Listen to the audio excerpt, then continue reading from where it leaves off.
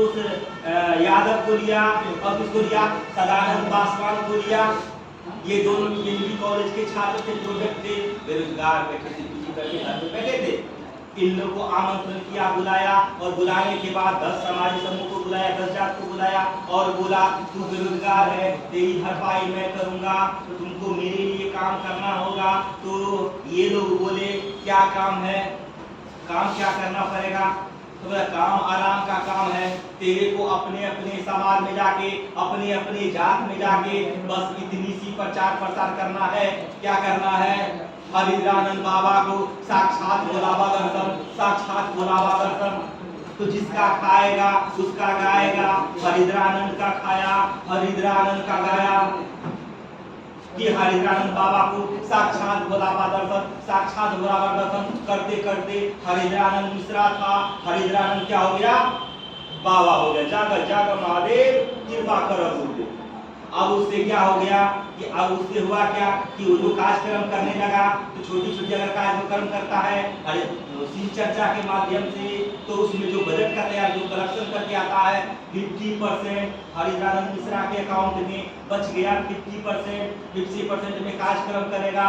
अगर उससे बच गया 50% से कार्यक्रम करने के बाद बचा, तो हमारे व्यक्ति क्या बोले, क्या सोचे, विचार करके चलो एक नाल एक झाल ले लेते हैं। काहे कि अगला टोला में भाड़ा पे लाना नहीं पड़ेगा, कम से कम अपनी कमेटी में एक झाल और एक नाल तो हो जाएगा। तो हमारे समाज को क्या मिला? झाल और नाल। हमारा बजट से क्या किया? हरिद्रानंद मिश्रा अपना एरोप्लेन खरीद लिया। अब अपना एरोप्लेन से उसका बेटा कहाँ अमेरिका में इंजीनियरिंग करता है, अपना प्लेन से जाता है, अपना प्लेन से जाता है। बजट सूत्रण का सुविधा ब्राह्मण का जाने आने लगा। हरिद्रानंद मिश्रा के ऊपर जब आरटीआई लगाई गई, सैकड़ों मुकदमा बलात्कार का, बेविचारी का, गबन का आया। अगर एक मुकदमा एससी एसटी ओबीसी के ऊपर होता है तो उसको उस जगह तो क्या छोड़े, उसको उसकी परछाई भी नजर नहीं आती है। और इतना मुकदमा के बाद भी वो जागर जागर महादेव चला रहे थे। मतलब भारत में लोकतंत्र खत्म हो गया, ब्राह्मण तंत्र स्थापित हो गया। ये न्यायपालिका की कारनामा देखिए कि उनके ऊपर कोई मुकदमा नहीं, तो इस पर कब्जा किसका? ब्राह्मण का।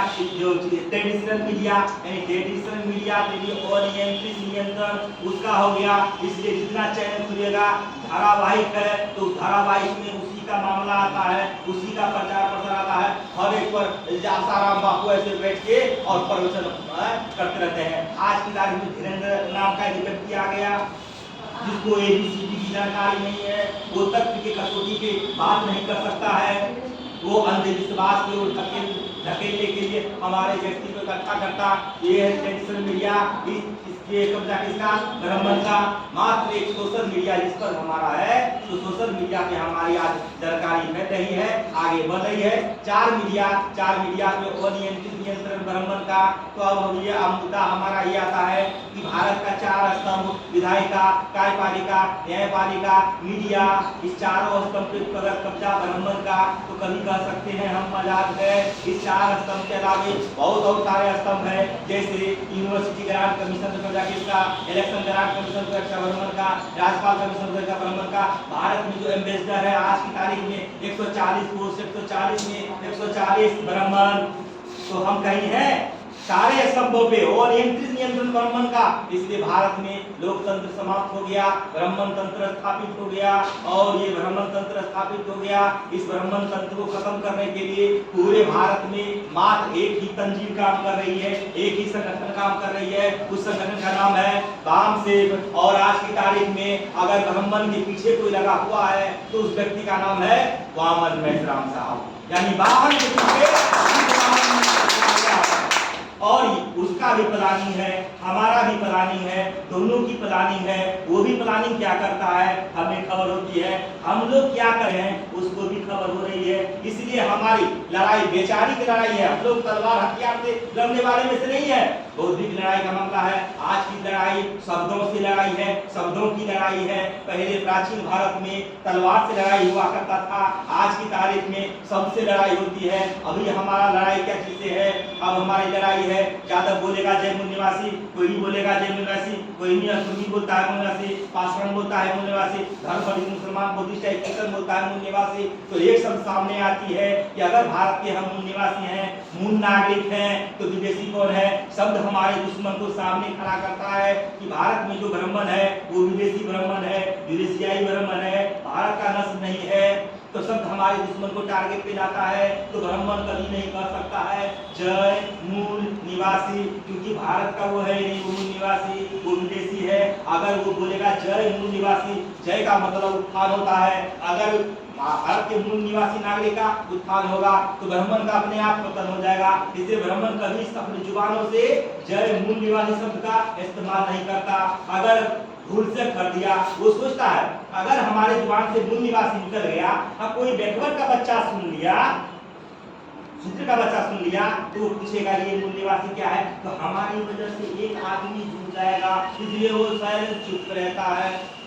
मोहन भागवत की औकात नहीं है, वामन में सवाल खड़ा करते हैं, उसका जवाब देने की औकात मोहन भागवत को नहीं है। अब आप इससे अंदाज लगा सकते हो ब्राह्मण भारत में कितना डरा हुआ है। अगर ब्राह्मण डरता है तो ब्राह्मण ये नहीं कहता है कि हम डरे हुए हैं। ब्राह्मण क्या कहता है? हिंदू धर्म खतरे में है। आज की तारीख में खतरे में कौन है? ब्राह्मण खतरे में है। ब्राह्मण खतरे में है, इसलिए ब्राह्मण ऐलाने कहता है हिंदू धर्म खतरे में है। हिंदू धर्म खतरे में नहीं है, खतरे में कौन है? ब्राह्मण है, क्योंकि हिंदू तो है ही नहीं। इसलिए आपने हमारी बातें ध्यान पूर्वक सुनी। हमें जो हमारे सर आए हैं इनसे हमें कुछ जानकारी लेनी है, और हम सब्जेक्ट 3 सब्जेक्ट है, और सब्जेक्ट पे हम बोलेंगे नहीं, चर्चा हम नहीं करेंगे, क्योंकि और सब्जेक्ट पर बात करेंगे। सर से भी हम कुछ जानकारी लेनी है। हम लोग अभी सीख रहे हैं और सीखते हुए समाज में काम कर रहे हैं, समाज के लिए काम कर रहे हैं। और जितनी जल्दी हम लोग समाज को जगाने में सफल होते हैं, जितनी जल्दी हम लोग गाँव तक पहुँचते हैं, उतना जल्दी हम लोग आजाद हो सकते हैं। इसलिए आपने हमारी बातें ध्यानपूर्वक सुना, इसलिए आभार, धन्यवाद।